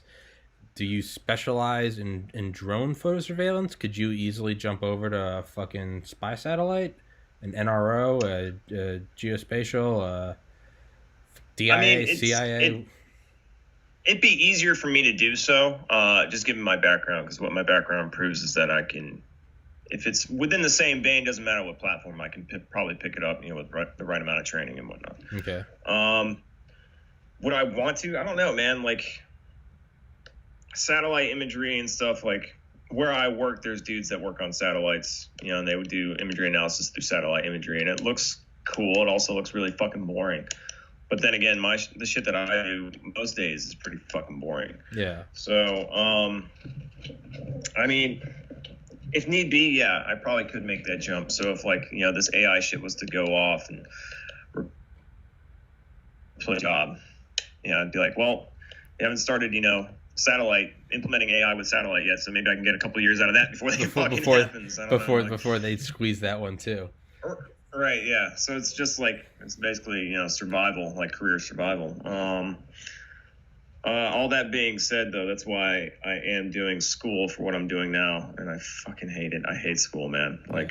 Dude, I think I've changed my careers, like my degree programs, so many fucking times, and this time I'm actually buckling down and doing it. Come August, I should have it, as long as I don't fail any of these classes. Yeah. And I mean, I took November, December off for the holidays, and I'm back on it, and I'm in my 400 level classes. I'm just like, God, this fucking sucks. This is the worst shit ever. But for me, it's because I've seen the way things have been going in my career field, I'm I don't know how much time I got left to milk this cow dry, so I need to formulate a backup plan. Yeah. So that's kind of what I'm doing right now. Yeah. No, dude, I'm taking online graphic design courses because and I fucking hate it. I love graphic design. I love designing shit. These classes, I'm just I've just accepted that I'm getting the degree to have the degree to put on my resume.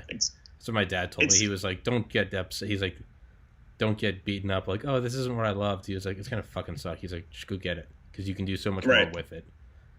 And that's pretty much what my dad's been telling me for years. He's like, unfortunately, it's a fucking game. And if you want to get anywhere, you kind of got to play by the rules a little bit. I'm like, and it took me till I was damn near, 28, had a kid of my own, to realize yeah, he's fucking right. I gotta start doing this shit and looking out for my own well-being and shit. So I started. No, go ahead. I started taking the courses right after my 29th birthday. It was just like, I've been trying to make my own thing with graphic design for so long that I was just like, I gotta get a piece of paper. Like I even sent some of my resumes to like snowboard companies because I wanted to make like sick designs, and they're like, "Dude, we love your thing. Like, where'd you go to school?" And I was like, "I'm currently in school." And the guy was like, "Love your designs, man. Like, get the degree and apply back." And I was just like, so there's a company that was literally like, "We love your shit. Yeah, gotta have a piece of paper." Gotta have the piece of paper. So, well, and it sucks that it works that way, man, because that's their justification. Like, well, if you have this piece of paper, we can pay you this amount of money. Yeah. And I mean, when it boils down to it, like, because that's been a cause for concern in my career field now, is like, just about 6 months ago, the contract holder for my job, they lost the contract. And when they lost the contract, they did an assessment because, like, they don't necessarily want to get rid of all these people that they have in their talent pool and whatnot. So, like, hey, give us your education level and stuff, years of experience in this field and whatnot. And almost everyone in there didn't have a degree.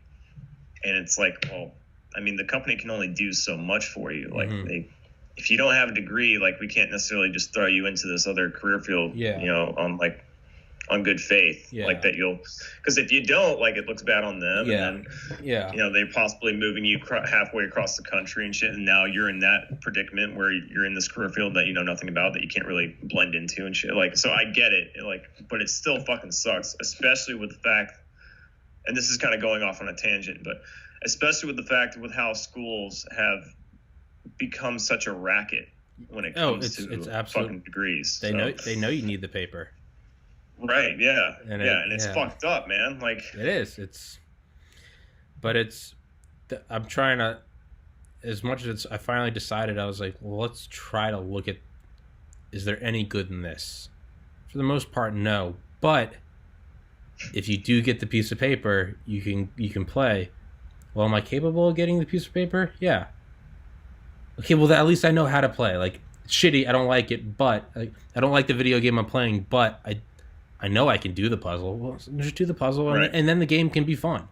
So that's how I'm trying to look at it now, where I'm just like, fuck. Like, see, that's how they get you, though, because even recently I've been talking with a friend of mine. I was like, dude, I'm thinking about going for a master's after this. He was like, dude, what are you, a fucking masochist or something? Like, why the hell would you go for a master's? I'm like, to get paid more money. Like, to be honest, get more money. Like, and it fucking sucks because my wife has a master's right now, and to no fault of her own, man. Like, and not to like flex my superiority on her, but I get paid more than her, and I don't have a fucking degree. Yeah. Granted, like, my skill set is very particular, and of course, big government they want to make it worth my while. Yeah. But you would think my wife, with so many years of experience in her career field with a fucking master's degree, should be getting paid more, and she's just not. I mean, the money's not fucking there. Yeah. So, but Jesus, man. Yeah. I was gonna say, hey, don't let me keep you, because I'll talk forever. Dude, this is my day off. I got nowhere to be. So I don't know how long you tend to go with these things. I'm looking at the timer right now. We're sitting at like an hour 27. Hour 27. So, yeah. Want to go for? I got nowhere to be, though. I've got nothing to do. All right. The next thing that's on my docket is to eventually take a shit. So that's it. So.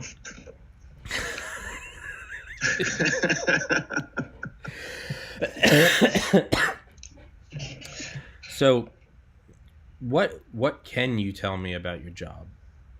Like what? Are you working for Uncle Sam, or are you working for a private company? So I work for a private company, but the private company's business is acquiring Department of Defense contracts and filling spots with contractors. What happened in 2014 when I got out of the military, that's when I separated from active duty. Obama cut across the board. He was cutting manning across the board, and he really diminished the numbers. And I mean, I'm not even kidding. Like, I volunteered to get out. I got paid to get out because I was really I had just re-enlisted. I was re-enlisting for another 4 years. So that would have put me at the 10-year mark, and I got out at 7 years. So it really kind of fucked it up, because what Obama, I think, was trying to do was he was trying to withdraw all the troops from, Afghanistan, at least. I think maybe Iraq as well, but definitely Afghanistan. And with that, he also wanted to diminish, like, basically operations there. And it didn't sit. Like, the ground commanders were like, no, we still need these people. So that caused a lot of influx of contractors to come into the position, at least in my career field. And then, I'm not even kidding, man, 6 months after being out, I was getting pieces of mail from the Air Force like, you should really reconsider about re-enlisting. I'm like, y'all know what the fuck you're doing. Yeah, like, y'all are schizophrenic. Yeah, what the fuck? Yeah, there's a fucking disconnect between the people who are talking to the people who are making the decisions, like. Yeah. So, and I'm not trying to get on Obama, like, say what you will about him, but, it kind of fucking sucked, because before I even got out of the Air Force, we were talking about possibly, like, doing more with less manning. And I think what we usually had down there was probably like a 6-man crew. And now they wanted to diminish it to like a 3-man crew. And that is, talk about quality of life, like, sacrifices that you're making going from 6-man to 3-man. Like, shit, having a bathroom break isn't, like, something that you would get when you fucking want it. Like, is anybody available to let me go take a shit? You fucking sit around for like 10 minutes before someone responds like, dude, I'm about to shit my pants. Can someone just sit in this fucking seat for like 5 minutes? Like, this is gonna be real quick. Yeah, Jesus, dude. Jesus. But shit, I went off on a tangent. There's no tangent. I was asking what is your job? So, yeah, basically what I do is I watch live feed from UAVs working operations. So overseas? And we have our, our objectives and whatnot, and the people who are telling us what we should be doing and should be looking for and stuff like that. And I literally sit there and watch feed. And then if something comes up that needs to be, annotated or, pushed to somebody else, then, they ask us to make imagery products. So What's that? And so basically, like, just for instance, let's say, like going back to your whole Baltimore thing, saw some dudes committing a crime, on live feed. Well, it's like, okay, well, can you give me a picture of them committing a crime? And like, can you annotate it so then I can send it up the chain and tell people like, hey, this is of importance. We need to start working on this and blah, blah, blah, blah, blah. Eventually they'll get like door kickers down there, or they'll just be like, yeah, go ahead and fucking throw a hellfire on them. Like, just end them right there. So, yeah. And that's pretty much the extent of what I do. And I'm saying this with full immunity because there's videos out there. They're hard to find, but there's videos out there that let everybody know what this career field does. Yeah. So, but yeah, that's pretty much what I do. I just watch feed. I watch black and white imagery for hours on end. Yeah. Like some days it's really rewarding and stuff, because you get to work with guys downrange. Really, like, the tier 1 operators is what they call them. Yeah, Delta Force. The door kickers. Yeah. You get to work with them directly, and you get to help them out and stuff. So you kind of feel like a sense of accomplishment and stuff. Yeah. But most of the time, though, dude, it's boring. It's boring shit. Like, stuff that you wouldn't even think would be relevant, but still they want the products anyways. Yeah. So, yeah. Now, and I don't know if you can or want to or whatever talk about, have you ever directly been the source of like firing a ordnance? No, I have not. So usually that doesn't come to me. That comes to somebody else's kind of authority. And even as a sensor operator, I remember, man, there was this one time when I was a sensor operator. I was living on base, and my roommate, my suite mate, I should say, we just shared a bathroom. Like, my room was here, his room was here, and bathroom was in the middle. But we were both in the same career, and he went away for like 2 weeks. He went home on leave. Yeah.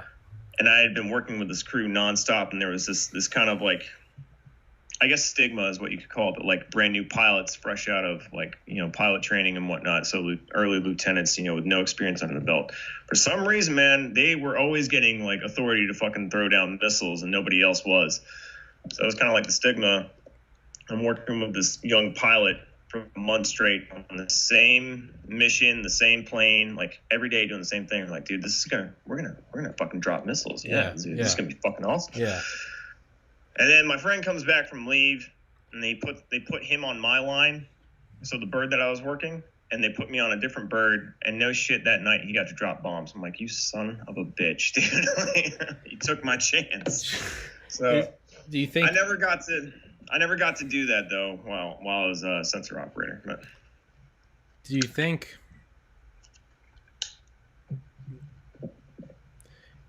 that they're more apt to use the fresh guys to do that because they're more, and this is like just me looking at it from a 30,000 foot view, they're more apt, they're more gung-ho, they're more fresh out, like let's go. It's maybe they, again, just my bullshit analysis, they look at someone older like you who's, you know, more intelligent, more wise, and they're like, maybe these guys they're just going to go ahead and do it, versus you don't want any like moral dilemma with older guys? Or is it just pretty much no, like you follow the order and you do it and that's not a problem? It's not so much that, it's more like, I mean, really, like when people get authorized to throw down weapons and whatnot, they're not even considering like, you know, we got like a lieutenant in the seat? Do we have like a crusty old major who's been doing this for too long in the seat? Like they don't consider any of that. They're just like, all right, this is the order. Yeah, there's just the order. Yeah. So that's why it was more of a stigma. It's like, for whatever fucking reason, man, during that time period, it was just lieutenant after lieutenant after lieutenant that was getting these orders to drop. And like literally you had guys who came from like flying F-16s into this career field, and we always called them crusty and salty because they fucking hated it. Like, dude, I went from flying a real fucking plane to this bullshit. I'm sure they and like did. they would never get authority to drop weapons, so they were fucking pissed. So then, you know, seeing all these young lieutenants, I mean, perhaps it was good because, you know, their training was still fresh in their mind. There wasn't this, you know, significant amount of downtime for them to kind of forget, you know, the muscle memory and whatnot. But I don't know, man. It was weird. During that time period too, I mean, there was just also a stigma about letting, you know, drones drop weapons because it's not really the drone's fault. It's more the weapon system, the Hellfire. Like it's wishy-washy. Yeah. You know, like you really got to learn the way the weapon works and how to implement it to really get what you want to happen. So yeah. But now, what is your viewpoint on, you know, people who shit on drones, the amount of civilian casualties and deaths? I look at it as like I don't know anything about, I'm not in the military, but anything I've read, any books I've read, is like, dude, like this is war.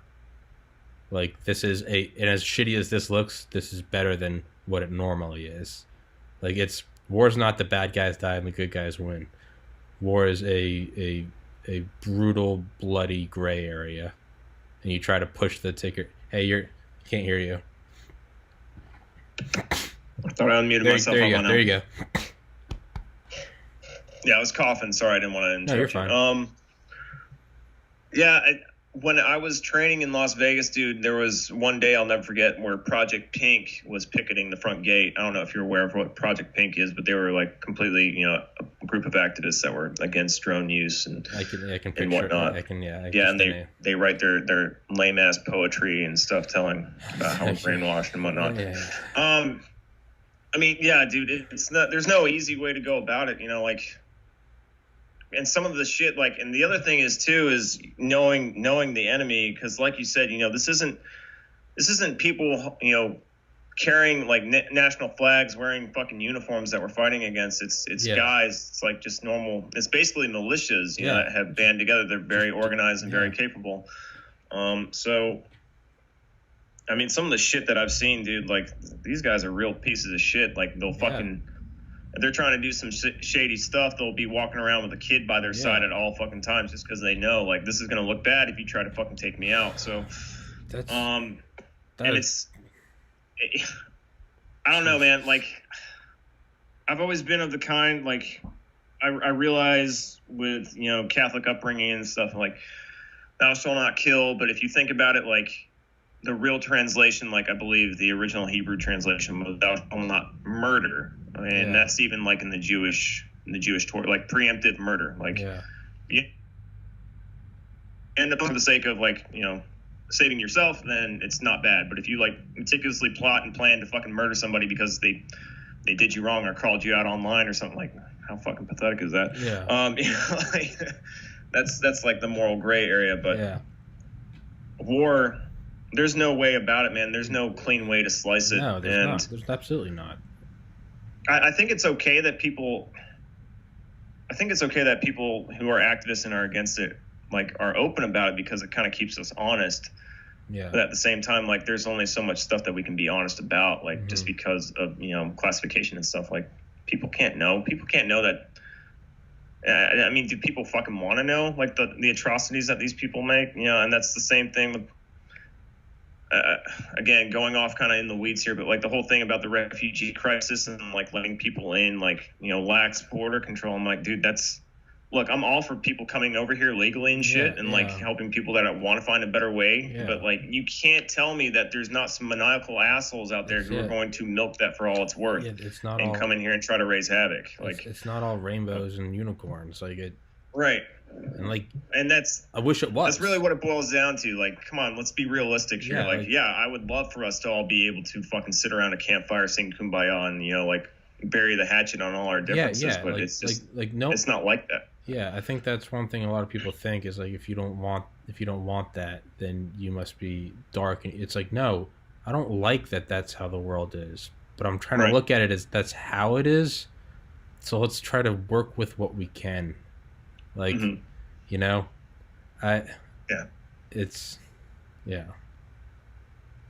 I mean that shit. I mean it does happen, and of course, like unfortunately, it gets more press than with the exception of salami getting taken out. And I mean, like, I was online, and there's a lot of people in the military too who look down on that and stuff, and they're like, oh man, Trump's flexing nuts that he shouldn't be flexing. I'm like, I'm just like, dude, look at what this guy's fucking done. Like, not to fucking go for Trump or whatever. Like, I like Trump to an extent. Like, I wish you would address these fucking gun laws that are being passed. But he's Trump's doing some Elmer Fudd in that instance. But that's a peculiar thing that a lot of, like, I consider myself definitely right, but that's something that I always bring up, and I'm like, hey, what the fuck is Trump doing with this? And it seems like a general, but he's Trump, he's our guy, and I'm like, that mindset isn't good on either side.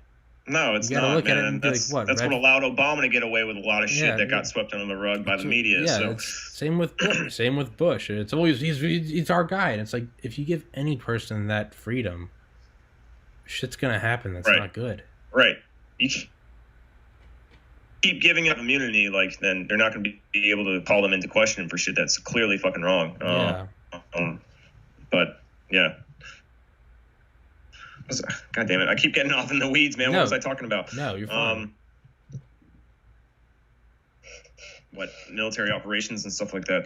Just the amount of shit that people don't fucking know that happens, like the atrocities and stuff. Like, I've witnessed mass murders, like mass, like firing squads and stuff, like just innocent people being killed for whatever fucking reason. And of course, it's kind of surreal watching it. Through UAV feed, because there's no sound, it's all black and white. It's like, it's very weird. And that's actually been a cause. You've seen that. Yeah.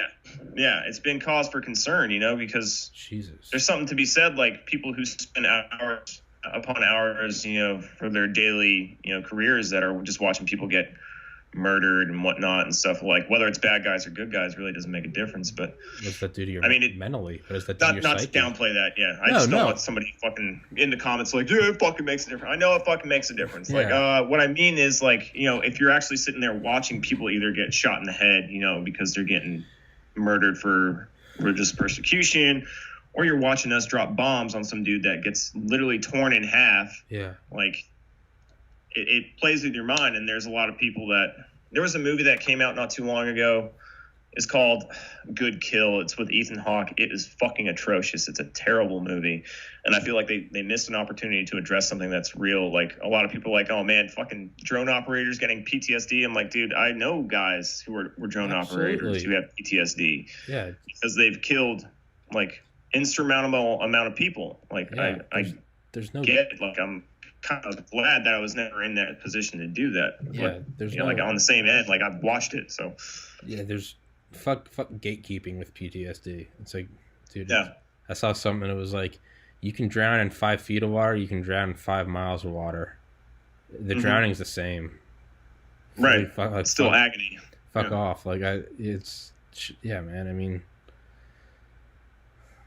Jesus, I don't know. We can edit this out because I don't want this to sound like insensitive. More so, just morbid curiosity. Like, what's the, and we'll end on this, if that's okay. You're okay with that? Yeah, that's fine. Because I really got a shit. But what's the worst thing you've seen?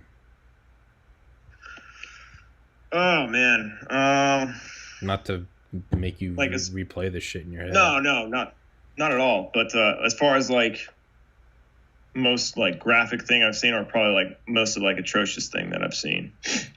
Anything, multiple different categories. Probably the coolest fucking thing I've seen is a dude literally have his chest fucking torn in half by an A-10 doing a strafing run. It was fucking cool. So obviously there's guys like me, like I can put that aside, like when I'm watching and stuff, because like for a fact I knew that this guy was a bad guy. Hey man, fuck that guy. Fuck that guy. Yeah, so watching him get eviscerated by a fucking gauze rifle round or whatever the hell Gauade Avenger that is on the A-10. Gauade Avenger shooting depleted uranium rounds. Dude, that is insane. Yeah. And then some of the worst things that I've seen is I've witnessed like our own guys get killed, and that fucking sucks. Those are long fucking nights. Yeah. Those long nights and a lot of debriefing and stuff that goes on with that, just because no one's going to take that shit lightly, and rightfully so. Yeah. But yeah. Like, so those are tough days.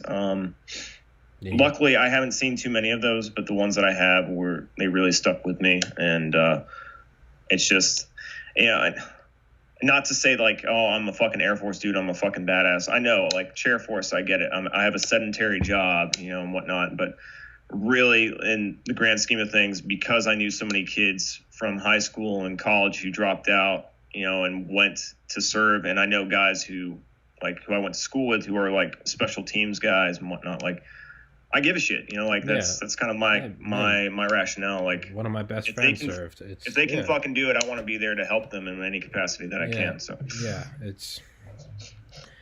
and you said you've seen like civilians, like firing squads.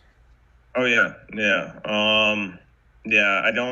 I don't want to go into detail about where it was, but fine. Literally, like, I'm not fucking kidding. 13 people lined up and shot.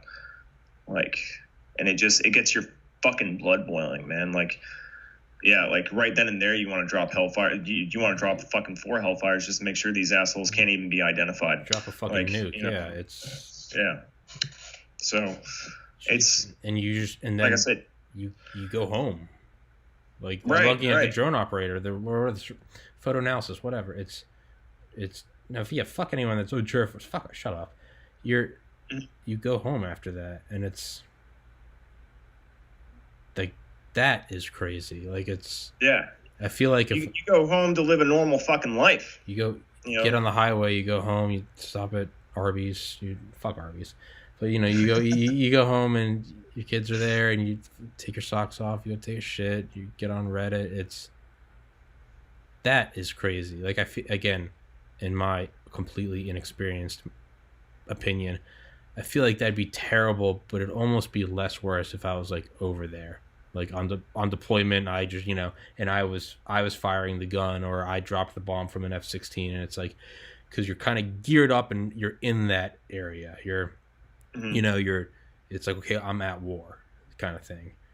I feel like that'd be even crazier if it was just like, and like my shift's up, like, get up and put your coat on. Like that contrast, that's insane contrast. It's like rising from the bottom of the sea too fast. Like you can't do it because you gotta acclimate to the pressure. It's that's crazy. Is that there's no acclimation. It's all right. See you tomorrow. Yeah, and no kidding. Like you're back there the next day doing the same thing. Like nothing happened. Granted, I mean, like the Air Force has gotten really good about addressing this because I think they realized that they were in a blind spot for too long. But like now there's like clinical psychologists that are usually associated with every squadron that deals with this type of shit. Yeah. So just in case someone sees something and something happens, like, hey, we're gonna, and like leadership is there to kind of be the first line of defense. Like, this kid watched a whole bunch of people die, like, and he's kind of been acting weird the last couple of days to see if he needs to go talk to the clinical psychologist or whatever. And a lot of people, like, and I wouldn't say that's necessarily a bad thing. Like, again, there's stigma with that too. Like, people don't want to speak up, and because they think it shows weakness. I'm like, no, dude, we're all fucking human beings. Like, yeah, it'd be weirder if it didn't bother you. Right. I mean, like, granted, I don't feel weird about being excited watching a dude get his fucking torso ripped out. Like, that was fucking cool. But like there are some instances, where shit happens. You're like, fuck, this is some heavy shit. And then you go home, and I mean, I've had a couple of days where Sarah Beth is like, she can just tell. She's like, did you have a rough day at work? I'm like, yeah. Yeah. Like, yeah. Okay. Yeah. But Jesus, man. I mean, I'm perfectly fine, man. Yeah, no, you sound. Every person's different. It doesn't always work out that way for a lot of people. Yeah, yeah. It's sometimes when the light hits your hat and you can't see the flag, just the color of the shirt and the beard, you kind of look like Fidel Castro for a second. Nice. Did you check out the shirt too? Yeah, I saw Game of Thrones. I thought it said Thrones. No, I didn't see that. Yeah, Game of Drones. Oh my God, that's beautiful. Game of Thrones. Jesus, do you got any other good puns? Do you guys have any like inside joke puns with drones? Not really, man. I mean, it was so long ago. Really, like the whole drone thing was so long ago, and even like now, it's the type of people that I work with. Like I'm pretty much a carbon copy of other. Like we're all fucking video game nerds and stuff, like to some degree, and there's nothing really that no puns or anything like that. Like, I don't know. We're all very dark humored. Yeah. And I think that's really a military overall. Yeah. Like, yeah. Some of the things that I've said to people, like, I can tell it rubs them the wrong way. Like, yeah. When I was deploying a lot, I actually, when I was out in Colorado, I connected with some distant family members that I hadn't seen in fucking forever. And so, of course, the conversation comes up, JP, what do you do? Blah, blah, blah. And I tell him, like, aren't you worried about getting killed over there? I'm like, why would I worry? I was like, first of all, there's a higher chance of getting shot in Chicago than there is of getting, dying in Afghanistan or Iraq. Yeah. I was like, granted, the conditions in Iraq and Afghanistan are different, but, like, if I was to spend my entire, however many months I did out there at a time, like, worrying of, like, is this going to be the day where I get hit? Like, I would go fucking insane. Yeah, you gotta tune that out. And then at the other, if you want to look at it from a rational standpoint, like, and this is what I told my cousins and stuff, was like, dude, if I get hit while I'm out there, like, the odds of that happening are so slim. Like, it was just my fucking time. Like, yeah. There's no way to rationalize it. It's like I said, I can sit there and be afraid of it every fucking day, and I've seen people do that, and they're like, this poor kid, he was a really nice kid, but he was terrified of being out there. It was his first deployment ever, and like one day there wasn't even bombs going off, like just the concrete T-walls is what we call them. I don't know if you're familiar with what they are. It's just like a cement freaking wall, and it acts as a barricade. They were moving some around, and when they were dropping them on the crane, they dropped them a little too high, so a big boom, and this kid was out in the shitter, and he heard a big fucking boom, and he just came in, he was like, dude, I gotta leave. I'm like, okay, man. I was like, you gotta do your thing. I was like, I hate to see you leave, but I understand it. Like, yeah. Well, hey, man, again, it's the fear that it shows weakness, but it's not at all. It's like, dude, fucking takes strength to acknowledge, like, I gotta go. Right, yeah. Like, yeah, man, it's Jesus. Well, fuck, dude. Thanks for coming on, man. Please don't be a stranger. I will prepare better next time. So I pissed twice and I have to shit. I normally only piss once. This was bad. This was more than normal. This was more than normal. Maybe I do need to go get my prostate checked. But thanks for doing it, man. And please, don't be a fucking stranger. Let's do another one. Absolutely not, dude. You give your siblings and your mom and dad a hello and a hug from me. All right. Absolutely, man. I will. Absolutely, yeah. Hit me up, especially, hey, Rob, if you ever watch this, man, I'd be down to fucking reconnecting, dude. Fuck yeah. It's been a long time talking to you. Fuck yeah. So, I haven't done a 3-person podcast yet. We need to do one. That'd be pretty cool, man. That'd be fun as fuck. Yeah, and we can talk about anything. Like, we don't have to keep talking about me and this drones. Like, No. I mean, I can't talk about it all day, but yeah. Yeah, dude, Rob and I have talked about the most wildly different topics every time I've had him on. It's nice. Yeah. It's like, as you saw, this podcast is. This wasn't an anomaly. This is what every podcast is like. It's just we start on a topic, and then it just fucking wherever. Just Just basically having a conversation, man. I like it. Yeah, that's the reason I do it is because that's what normal life is like. Normal life isn't talking points in a script. It's if you want if you want that, watch the fucking evening news. Like fuck off. I'm not gonna be like, and here tonight I have JP Variano. He is a drone operator. Vroom vroom vroom for all you aviation buffs out there. Now JP, tell me about fucking. I'm glad you don't fucking do it that way, dude. Fucking I'd be like, kill me now. I would have told you to turn this off and like, Tommy, we got to talk about your presentation here, man. Yeah. People ask what me, you got going on right now. People ask me, they're like, do you have talking points? And I'm like, no. Some people have said, could you prepare some? And I'll just be very candid. No, I'm not. It's not that I'm not interested. It's right. I don't. This is how I talk to people. They're just what I want this to be is it just so happens that there's a camera. Right. Yeah. Like this is how I fucking talk to everyone. So yeah, I don't want it to be any. So but you swear a lot. I'm like I swear a lot when I talk. I don't think anything. I don't actively think I'm gonna drop the F-bomb. I just fucking. That's how I. To me, fuck is no different than the or went or tomorrow. It's just I'm the same way. If my mom was to watch this, though, she'd probably keel over and die. But I'm the same way. My parents have watched a couple, and they're like, "You swear a lot." It's like, yeah, it's how I talk to you guys, though. It's just, or like, hey man, you take a lot of piss breaks. I'm like, well, I do in everyday life too. So, the whole idea that any criticism I've got about this is, it's because people want it to be more produced, and I'm like, no. The second this becomes work, I'm gonna stop doing it because it won't be fun. Right, yeah. I like that you can show up and we can just whatever. It doesn't fucking matter. Yeah. It doesn't fucking matter. So, yeah, and I appreciate you reaching out to me, man. This is pretty cool. So no, dude, you and Rob, let's do one. And just absolutely. No structure, no agenda. Let's just turn it on and let it rip. Let it fucking go. Right, let's just All right, dog. Thank you very much. All right, take care, bud. All right, buddy. Peace.